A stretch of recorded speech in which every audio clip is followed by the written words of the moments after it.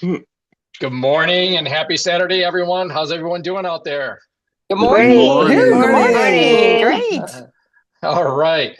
We are rolling into the first Saturday in February that we're doing this. And for those of you that are new to Voices of HealthPointe, this is where we all gather, those of us that are like-minded on the topic of HealthPointe.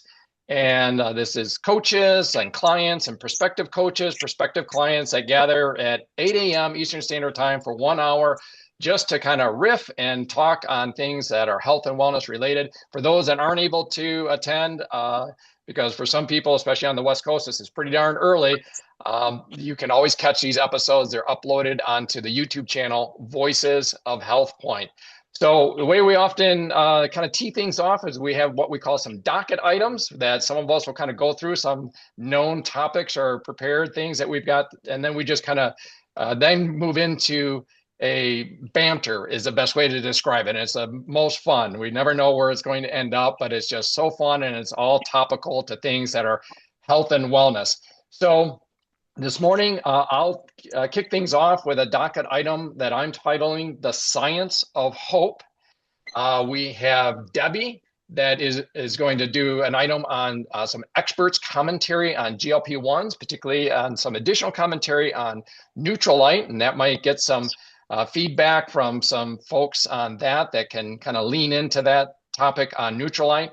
We've got Laurel that is going to have a topic on omega-3s for a better mood. Kind of plays into mine, and we didn't know that when we got started. It's so fun how that happens. And then we have Alta Lee, speaking of West Coast, or at least a couple hours earlier, I believe, that on a docket item on some great feedback she got as it relates to some walking and her blood pressure numbers. So we're really looking forward to that.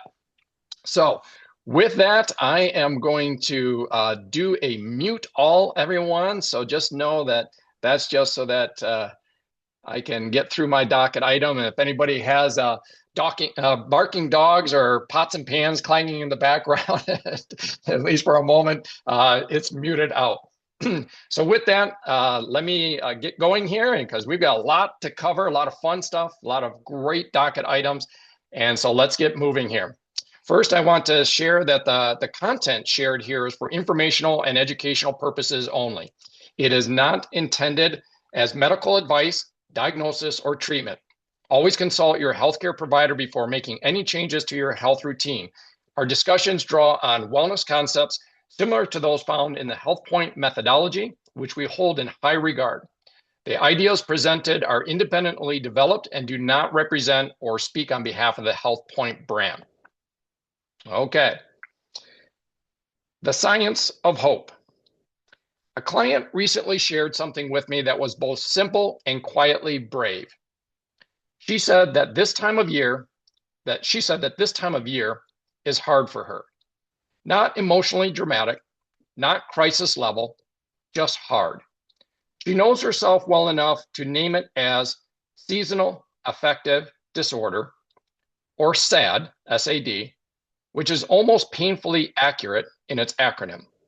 Feeling sad, feeling blue, feeling down in a way that does not seem fully connected to a single thought or event. She also shared something else. This year, she decided to try a small experiment. Nothing complicated, nothing extreme, just a small change she made during her mornings that almost surprised both of us in how much it helped. But we will come back to that. SAD or SAD is just one contributor to a sad emotional state. But if you live in the northern parts of the United States, this example may resonate. Winter can bring long stretches of gray skies, short days, and very little direct sunlight. Weeks can pass without the kind of light that clearly signals mornings to the brain. This points to a very real cause and effect relationship. Light matters. Awareness of that matters. And while winter in the north is a literal season, similar emotional seasons can occur at any time of year, regardless of geography. It can be helpful to gently name the emotional states people experience in these seasons. Feeling blue, feeling down, feeling flat, feeling depressed, feeling like you're struggling more than usual. Naming these feelings does not intensify them. Often it brings clarity and relief by removing confusion and self-blame. There are many things that can contribute to these feelings. Light deprivation is one. Unresolved stress is another. Cumulative emotional load is yet another. Grief, caregiving, chronic responsibility, financial pressure, health concerns, integrity or moral stress. Sometimes these pressures arrive one at a time. Sometimes they overlap. Sometimes they persist long enough that one day you wake up and realize something inside you has shifted. In 2021, I experienced a season like that myself.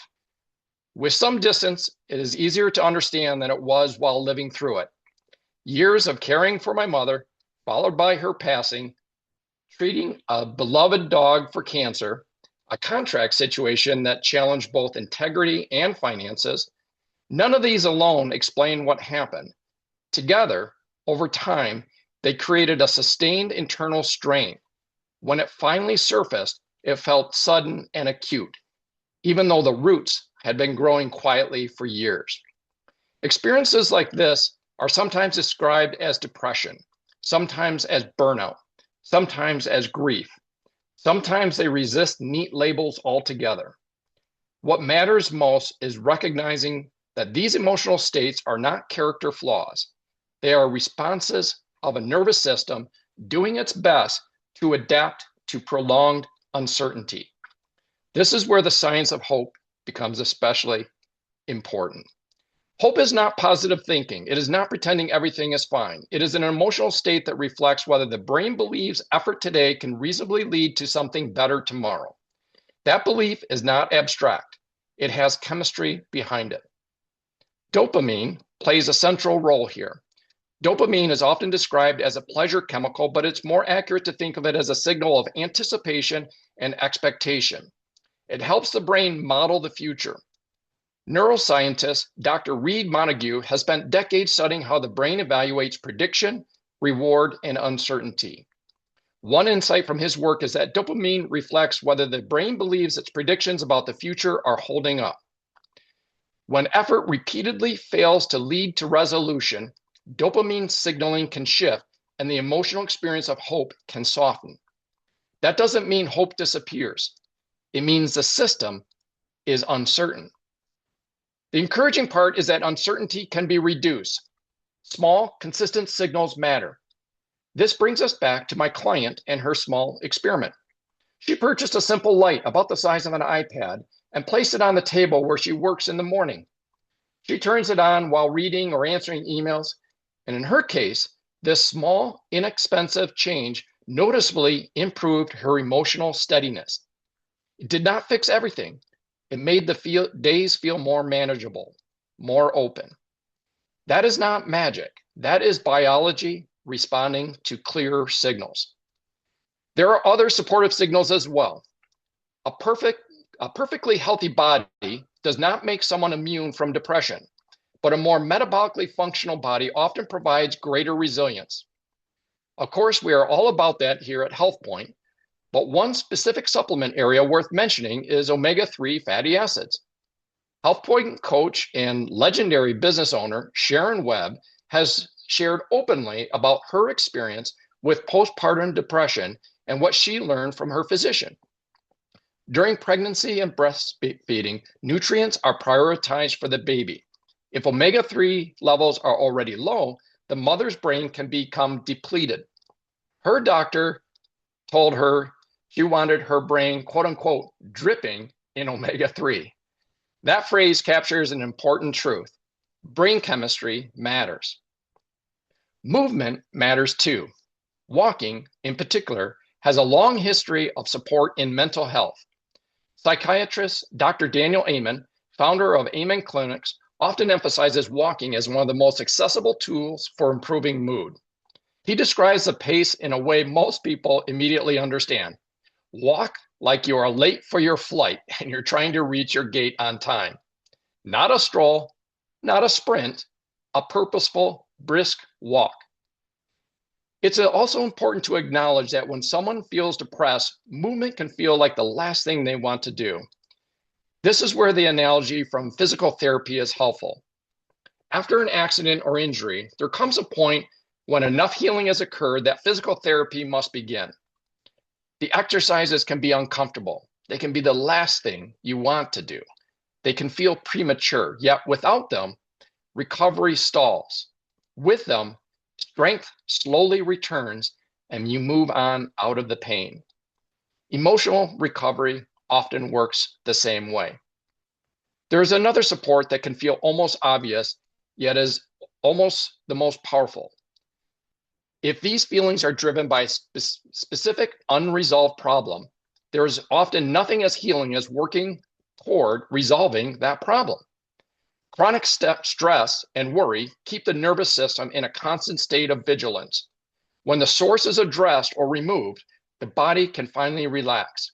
It is like having a painful splinter in your finger. You can protect it and work around it, but nothing compares to removing the splinter itself. Once it's out, healing begins almost immediately. Another essential support is being cared for. Not fixed, not solved, simply cared for. Best-selling author and speaker Brené Brown has spoken extensively about this. In moments of deep struggle, what helps most is not advice or solutions necessarily, but presence. Someone who acknowledges the pain, holds space, and does not rush resolution. Knowing that someone cares and is willing to sit with you can be profoundly regulating for the nervous system. For many people, faith is another source of healing. Prayer, surrender, and trust can offer steadiness when answers are not yet clear. Scripture provides language for this. The Lord is close to the brokenhearted. Come to me, all who are weary and burdened, and I will give you rest. These words resonate not because they promise ease, but because they promise presence.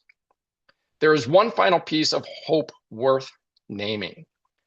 Once you've been through a season like this, if you have, it often changes how you face the next one. That does not mean your future hardship will not hurt.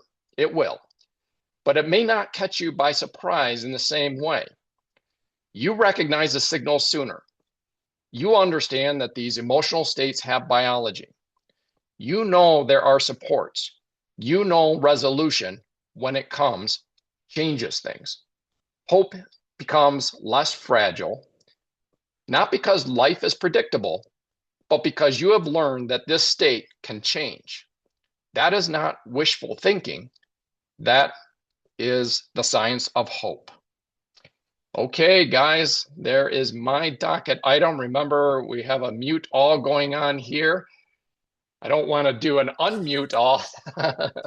We might have a little bit too much going on here, but before we move on to the next docket items, again, some of them correlate here, or at least one of them in particular, but open it up for any comments or questions, etc.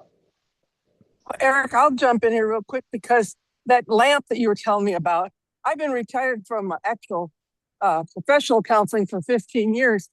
But before I did, that light or a similar light sat on my desk every morning because I was really affected by the gray. And of course, I'm dealing with a lot of kids and teachers and parents in Michigan who were also affected by it. It was a life changer for me.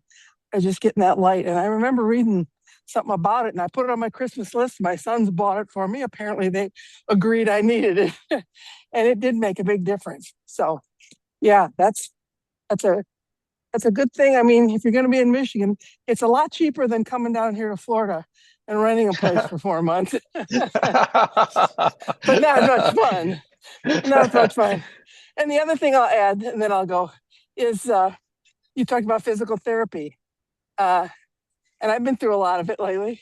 And one of the terms that a couple of physical therapists always use that I always remember is motion is lotion.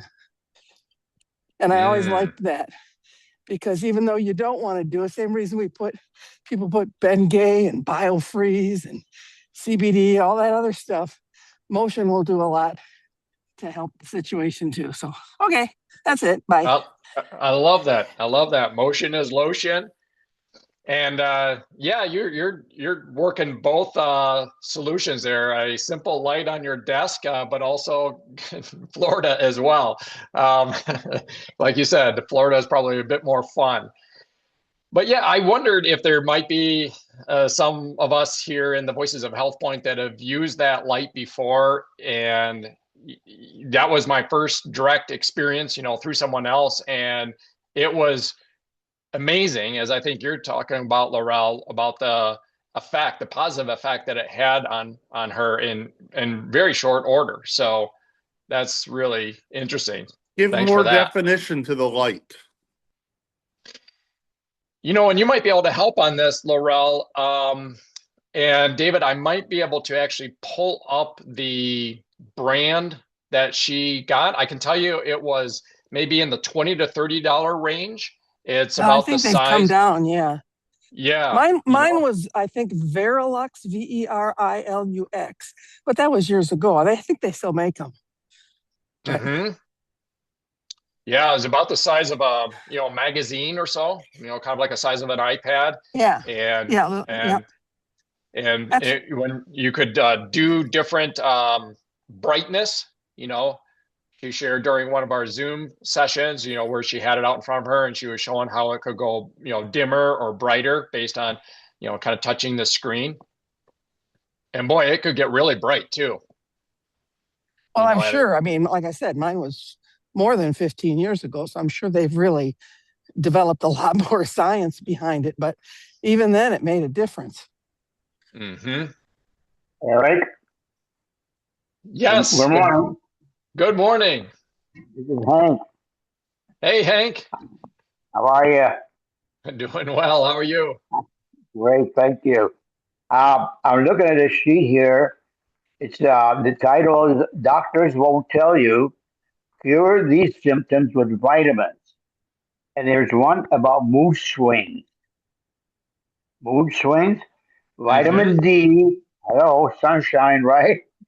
Ours with D3K2, B6, and magnesium.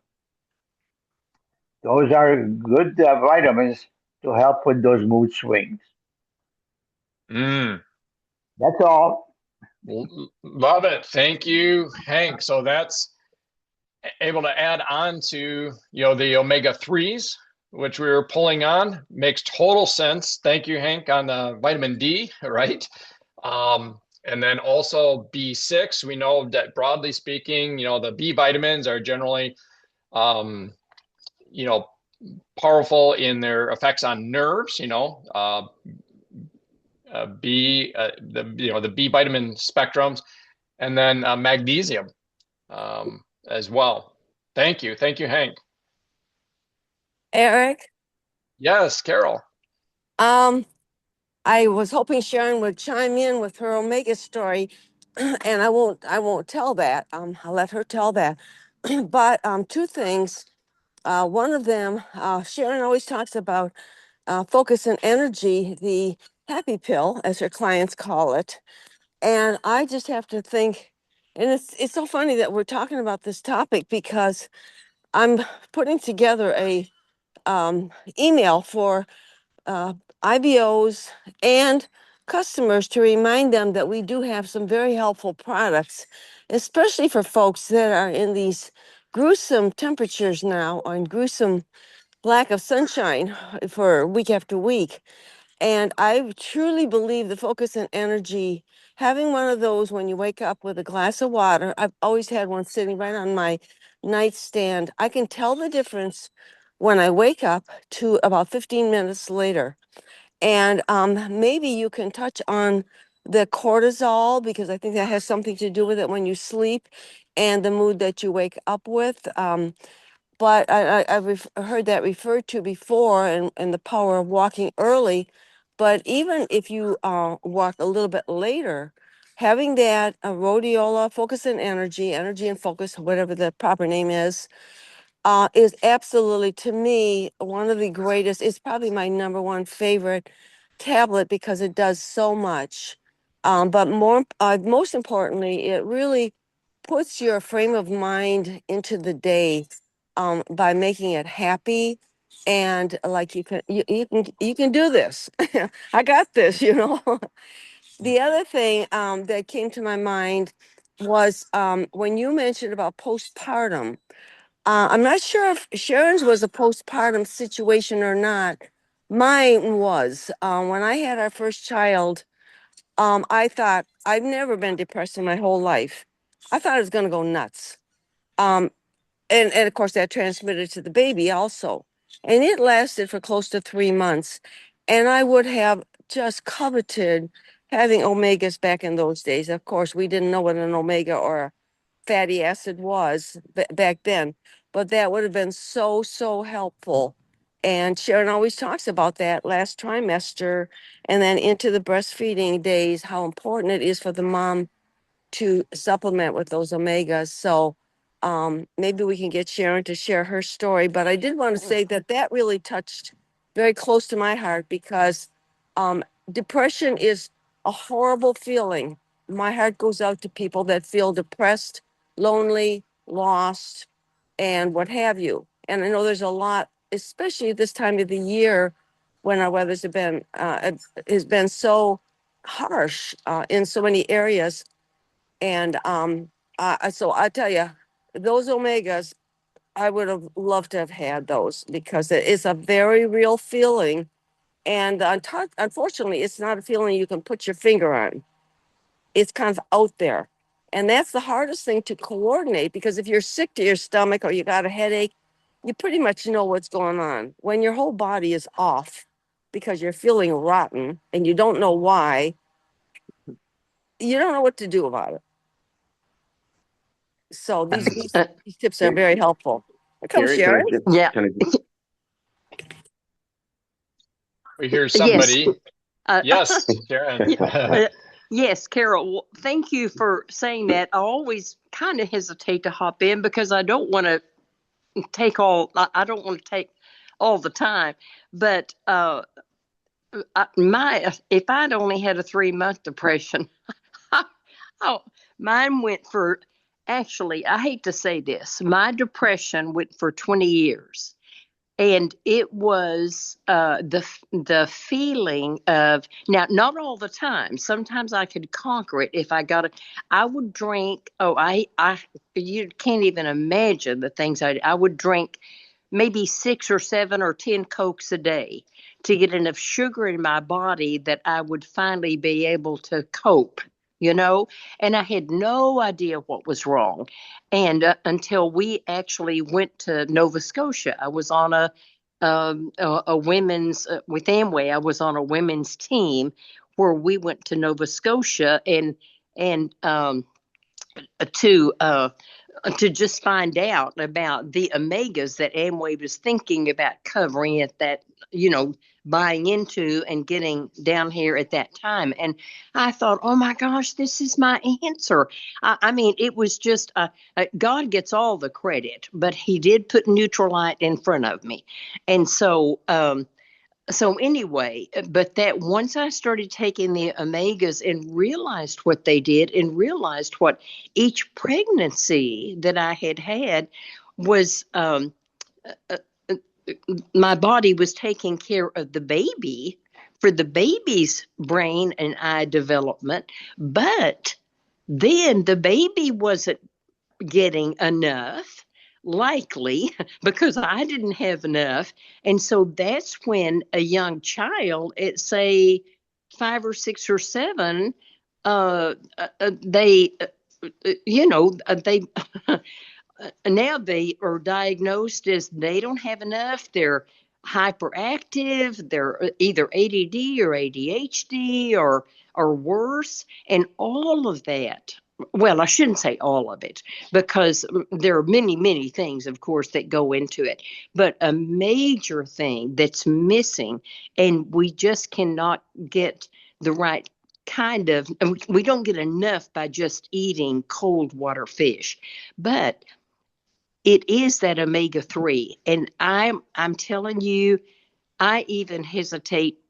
I have given away more bottles of omega-3 to young women that I would meet to say, just take this, just take all of this for a month. And I would say, take more, take more than what is, that these would be women that were very, very depressed. And, and I thought, I know that feeling. And Carol, you're right. It's a horrible, horrible feeling to think that you might not ever be yourself again, who you consider me, and I thought that for years. Will I ever be myself again? And so the relief that came from knowing that it was something physical that I had an opportunity to purchase and use. And I came home with omega 3s when we were in Nova Scotia. And that university that was up there. Oh, I'm sitting here trying to think. Anyway, we had access to all of their scientists who were discovering all of these things about postpartum depression and just the lack of omega 3s. But I want to tell you, it was just a godsend for me to be on that committee and to have access to that. And for a long time, because at that point Nova Scotia was our best source because they already had it going. And but that's why it was not even available in Canada. It was not available worldwide because they didn't have enough to produce it. And that's why it wouldn't be found in the Nutrilite catalog. I remember one year it was pictured with the SAH, and I thought, oh my, what? But they wouldn't call anything that they label Nutrilite. They want to be available worldwide. That's what it was. And so when they found this, the source that comes out of the Antarctic, then they had enough source that they could make it available on a worldwide basis. But until then, it was only in the U.S. and we would ship to people, who couldn't get it because it anyway. Take those omegas, take that vitamin D, take the magnesium, just like Hank was saying. Anyway, that is my testimony. And Carol, I do. When the ladies won't invest, they think that's an investment in the brain health. That energy and focus is a game changer for their brain, and it's an adaptogenic herb, and it will give them instant. Well, my clients call it. I need another happy Yep. pill. Bring me, You bring me coined some it. more bottles. Yes. And I sell more brain health and rhodiola than probably any other product that we've got constantly. So, Sharon, I have a quick question to clarify for myself. I was not aware, was that postpartum generated? I knew you had the depression. I just never realized that it was generated from pregnancy. well, and I didn't know either, Carol, but that's Okay. when, if you remember, the doctor that said your brain has to be dripping Dripping. DHA. I remember that, just thinking mine obviously isn't. But that was his conclusion, just because with my pregnancies, I'd never had enough DHA, and but it had been years. It wasn't just a fast thing. It went, and I didn't know Oh, it. So I'd had all these pregnancies without knowing that, and so it had gotten worse and worse and worse and worse and worse. But I didn't know how to, like you say, when we had our children, nobody knew about having no, omegas, no. and so that was certainly probably the most contributing factor, even though I didn't really go into a deep depression until years after. It just been building. Years Building. after that was when it just was like, whoa, mama. So anyway, I'm so happy that part of my life is gone, but I still take 5 omegas a day, and and that's down from what I did take. So Wow. You can take as long as you want on these, Sharon. I'm sure we all Yeah, agree. Hey, totally Eric. agreed. Hey, Eric, can I jump in real quick? And on Yes, for sure, Steve. What Carol was talking about with rhodiola, the energy focus. Remember, a couple of weeks ago, I gave a little talk about that effect with the stress hormones. And one of the things in the autonomic nervous system that controls our body, there's the sympathetic branch, and then there's the parasympathetic branch. And what those do, the sympathetic branch gets our body revved up for fight or flight. The parasympathetic brings it back down. And rhodiola, that wonderful herb, balances those two. And so if somebody is really hyper, it'll calm them down. If they're depressed, just like Carol's saying, it brings you up. It brightens your day. If I've had a short night or I'm just not feeling really hot, within the hour after I've taken my energy focus, the world is good. Everything is better. Yeah. So yeah, it balances hormones, and she's right on the money about that. So back to you. Mm. This is so Kind of great. like a depression. You can't put your finger on it. It's kind of like that. Rhodiola, you can't put your finger on it. It just works. Back to you, Yeah. Eric. Sorry. Oh, and thank you, Carol, for what you chimed in on there as well. And I don't know that I was ever aware of that story. Maybe you've shared it before, but maybe I No, just I never somehow, did. yeah. But thank you for that, because you really called out some things. And there can be people out there, men and women, right? I'm speaking about my own journey. Obviously, it wasn't a pregnancy related issue. I'm a guy. And so there can be a lot of drivers for this type of things, and the way you described it, and put a finger on something that really is hard to put a finger on, to describe it. When Sharon's talking about, just so happy to be back to like herself, or you just describe it as just this offness. But unlike, I think the way you described it, unlike like a stomach ache or a headache or something like that, you can't really figure out. Is that it's kind of all encompassing, and it's a very it's a very tough situation. And some of these things, that we're going through here, as far as like omegas, that can be helpful. Some of the things, that I went through in my narrative piece as can be helpful. But I'm really glad that you shared your story, Carol, because you described it so well. I know that was a number of years ago, but you described it as accurately as I think it can be described. And it's and Sharon, you as well. It's no fun, but learning things like this, there are some tools that can be helpful. There's no probably one panacea. It's can be accumulative of things, and understanding of it like we're going through here can Right. be helpful. Yeah. Yeah. It's a feeling of darkness. And Yeah. there's a lot of darkness out there, folks, for various reasons.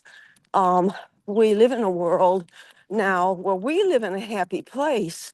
We're being fed all this stuff, and we live in a community of happy people.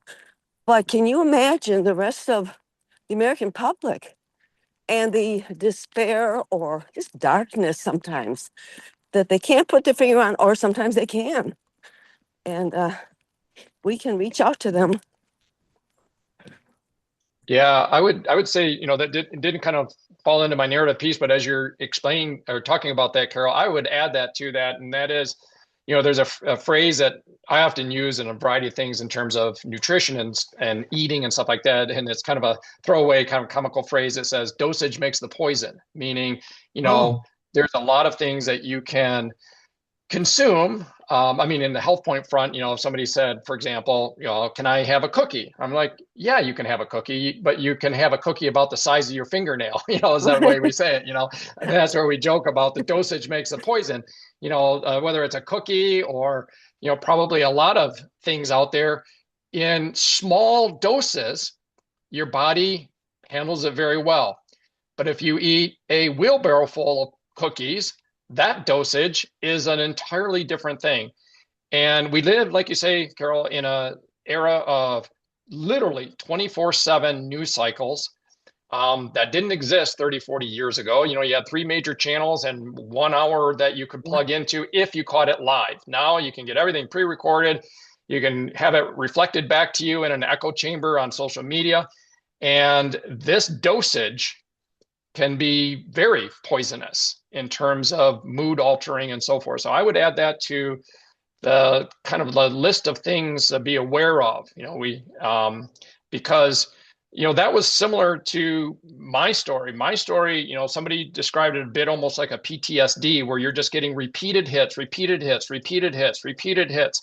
And for those of us that are, have, executive functionality where we're just used to like getting hit with something, dealing with it, solving it, next, dealing with it, solving it, you know, you're just, that's kind of your jam. You do that. You may be a little bit unaware to if these are emotional hits. You know, I was dealing with my mother. I was dealing with, a multi-year caring for a beloved dog with cancer and treatments and so forth. Financial and contractual things. You know, these are emotional things. These are not just block and tackle, fix it, move on. These are emotional things. And it was described almost like a PTSD, where at some point you succumb and you just crash and you fall into that darkness as you described, Carol. And so a lot of ways things can come, seasonal effect, a lot of different things, but it's wonderful that I so appreciate, Carol, you speaking openly about it, transparently. Sharon, you being very transparent about your journey as well. I think this is all very valuable. This is something very simple, and I'll make it quick. But I was talking to somebody, and I'm drawing a blank as to who it was yesterday, and I have to go back to think. But anyway, we were talking about things you can do because there's a lot of darkness in news and stuff, and people sometimes have it on all day long or all night long. They go to bed with it, they go to sleep with it, and that's just poison right there. That's poison. But you can go on YouTube and you can pull up, and I was referring back to a dental appointment that I went to, and well, I have been going to the same dentist. And while my teeth were being cleaned, they would have up on the wall a big screen TV, and they would have all these funny animal uh, antics. And it would be YouTubes of different funny things that animals do. And I picked up on that. And that's something that you can pull up on your screen TV or on your tablet. You can pull those things up, and they are so lighthearted and they make you belly laugh. And another one is babies. They have a lot of stuff on babies and little things that babies make, comments and stuff. But those types of things at night before you go to bed, instead of watching the grim news, can make a very, very big difference in your ability to cope with issues that you're going through in life. And things like we used to have I Love Lucy, and we used to have Carol Burnett. Oh, who was I talking to? Was it Laurel? I don't remember who I was talking to yesterday on this. But it just, those are things that they're simple, stupid, funny, crazy. But I will tell you something, we're in this fix because we're far too serious. We need to belly laugh. We need to hysterically laugh. And some of those things will make you do that, or just sometimes laughing at yourself. Some of my most hysterical laughs, and Hank will tell you this, have been when I have done something or I've recalled something, and it's so funny that I can't even tell them about it because it's so hysterically funny to me. But that is so healthy. So you gotta sometimes laugh it out of your system too. It doesn't go away. It just, you can laugh it out, at least temporarily. So that's my little 2 cents. I so love that. I'll just double click on it, a couple of things, and then I know we've got some other docket items here. We'll move on to this, but hopefully people are finding value on this. But I think it was last episode I reflected on just just incredible wisdom of Marnie Fondren, and you mentioned something there, Carol, that I'll bring in something that she commented on. This was back during that era, that It was time, Marnie. 2020. It was Marnie. It was Marnie. Oh, I was spent it? an hour on the phone with Marnie yesterday. That's who it was that we were talking Oh, about this. That's so funny. oh, Thank you. that is so hilarious. Okay, well, I'm glad I helped you Marnie gets remember all the that. credit. Okay. Well, one of the things that she said, Emily and I were having one of our, as we affectionately called it, freeloader Fridays. You know, this was back during, I think it was during the COVID era where we would get together. Either she would come over our place, we would do dinner, or we would go to her place more often and she'd have dinner. We called it freeloader Fridays because we might bring a dish to pass or something, but basically she was putting on the spread, and it was just so wonderful. But anyhow, it was a bit of a tough time during part of that time, and I asked her and realized she wasn't prepared for this. This just comes from Marnie's wisdom and her heart. And I was sharing with her, and this is a message that I would share for everyone too, is that you don't necessarily know if somebody around you is feeling depressed. This is something that, unlike a broken arm that has a cast on it or something like that, and particularly through text messages and smiley faces and emojis, and even just mustering it up, maybe with good intentions, they just try to put on a brave, happy face. And so I asked her, I said, you know, I'm curious, Marnie, how would you know? You know, I want to be there for people.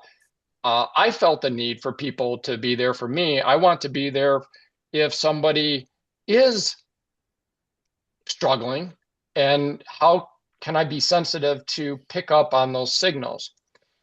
And with just a brief thought, she said, you know, I think if people start losing the ability to laugh, and if you see that drifting, and that's why I wanted to kind of double click on what you were saying there, Carol, with the I Love Lucy's and the Three's Companies and the Carol Burnett's and the funny dog antics and the baby antics and just laughing at yourself. I thought that was so wise of her, you know, when she said that, because it immediately resonated. You know, we all have different temperaments. Some people are quick to laugh, some people are more slow to come to it. But I think having that, if you sense that somebody had a capacity for laughter and just laughing at themselves, and you see that, you sense that that's drifting or going away or gone,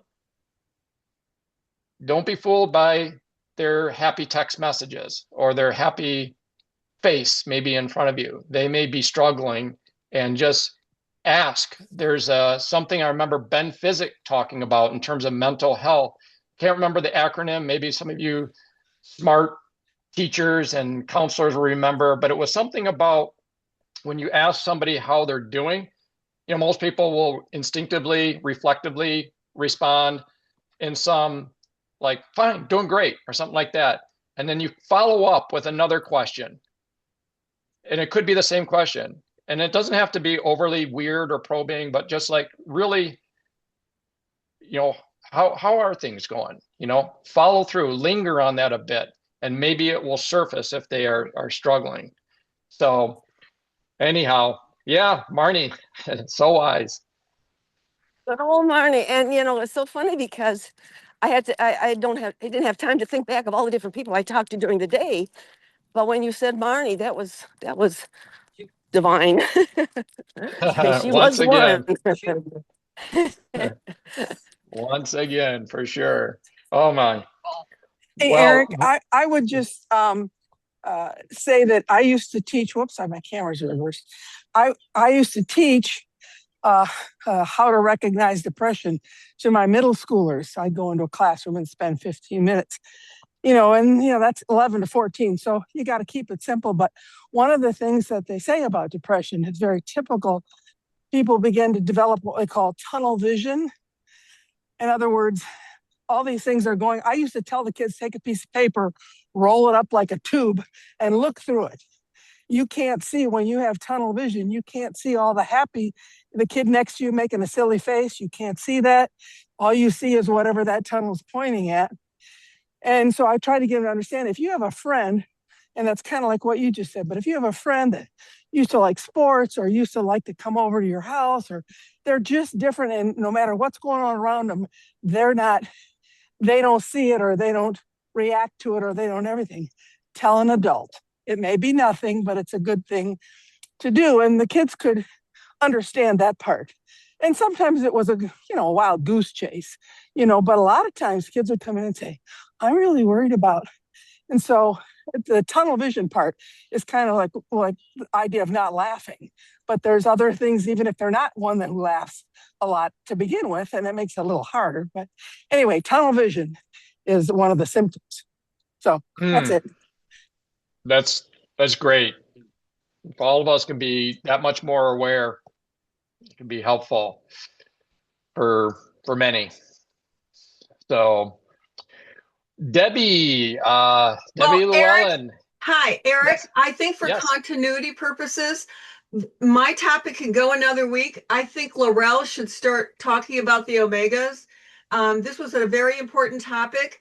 And when Laurel said about the tunnel vision, I used to work with a woman whose mother was a psychiatrist and did not realize that her own daughter was depressed.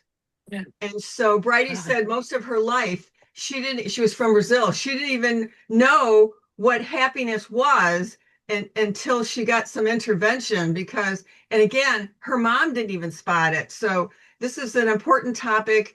And I think Laurel should go next and I can defer to next week. Wow, Debbie, you're so, I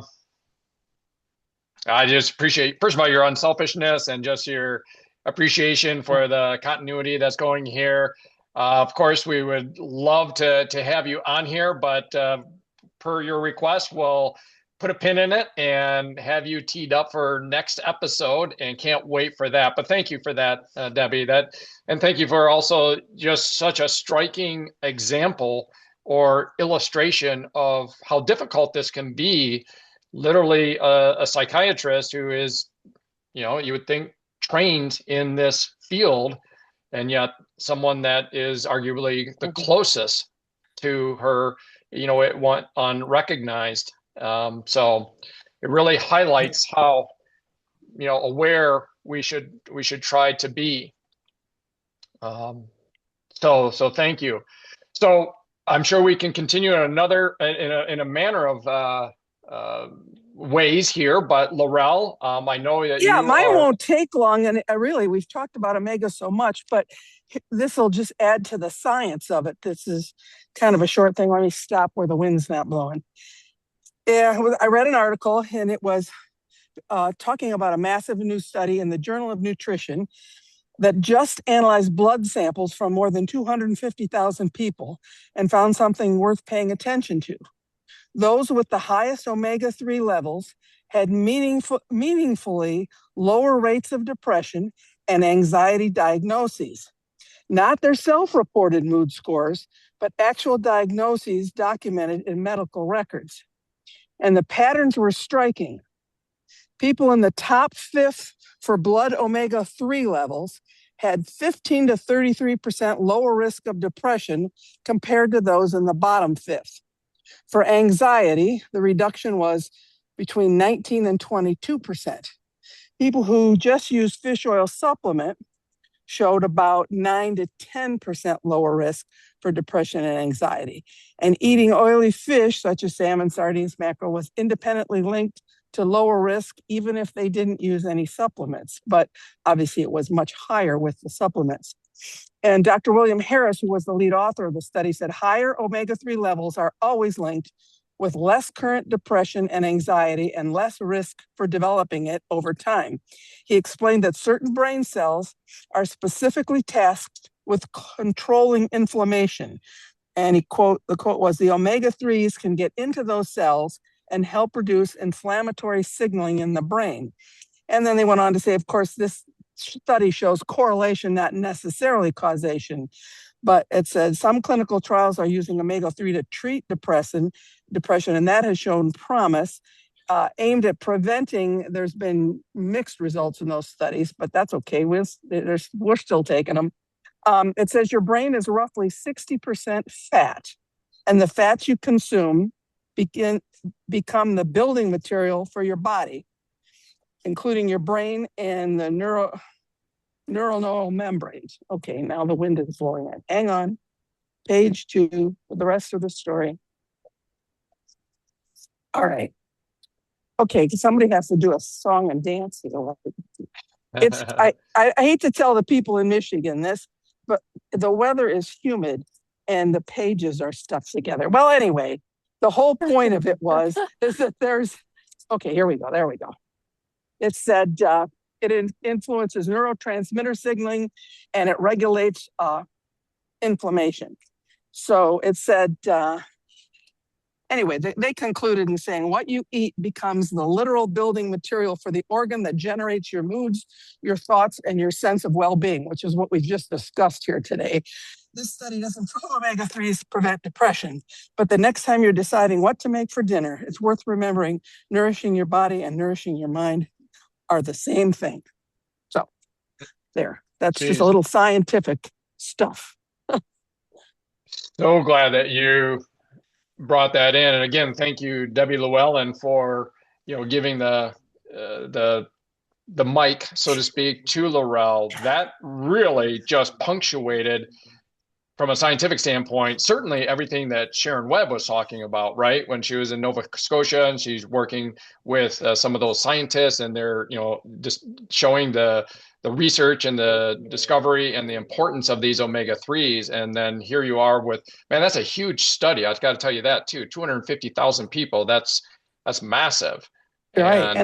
And it wasn't what they said, it's what their blood showed and what their medical records showed. Because people can always say, well, no, I'm not depressed or whatever. So that's right. Yeah. Yeah.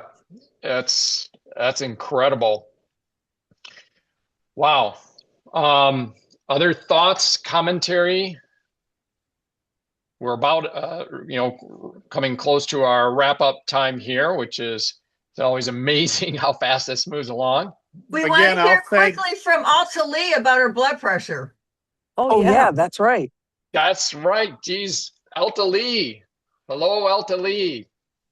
If you're still there, I think you are. Yes, I see you here. And you just need to unmute if you are available still to tell us about your results. Can you hear me now?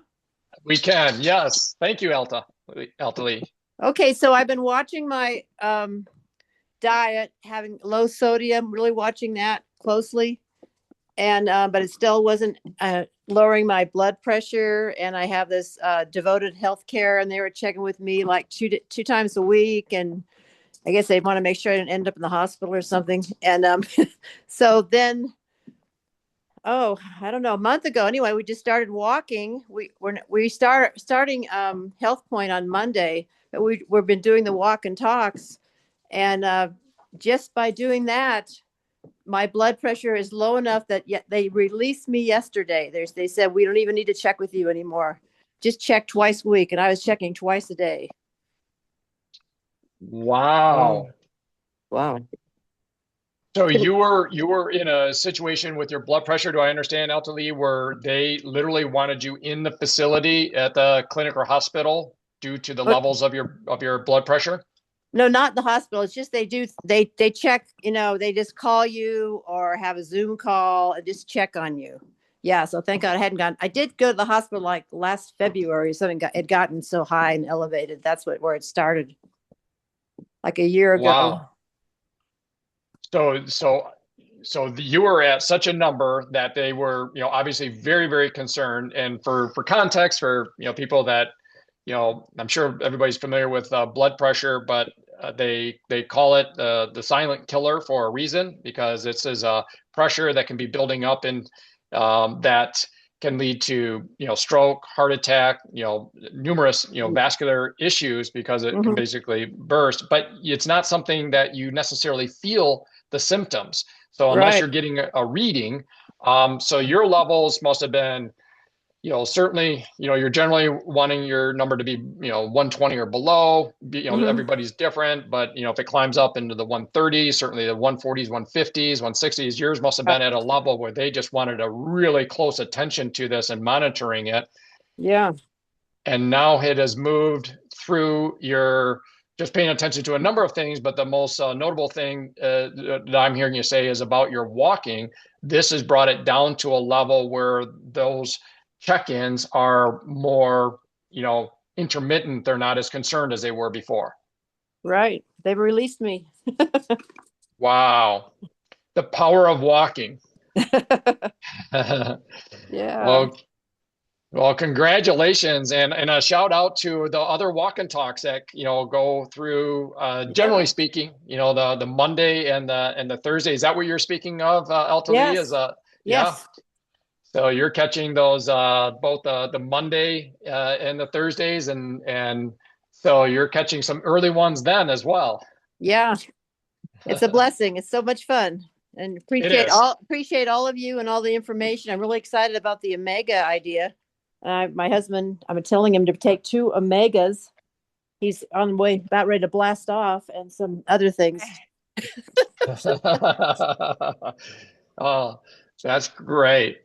Well, everyone, again, thank you, Eltalie, for kind of punctuating the wrap up here on such an amazing result on that. Congratulations on that. Thank you, everyone, for such a broad coverage of such an important topic. We're HealthPointe. We always say it's HealthPointe, not Diet Point, and health encompasses a number of things, and not the least of which is, our emotional health and so forth. And boy, oh boy, I didn't know when teeing up that topic that it would get so much wonderful commentary and wisdom and weigh in from so many of you in here. And I hope it lands well with people out there. I'm sure it will. But that's it for today. We wrap up another Saturday. We'll plan on seeing everyone next Saturday, same time, same place. Until then, bye-bye. Bye. Thank you, Eric. Bye-bye. Thank you, Have a great everybody. week. Okay, I'll give you a memory.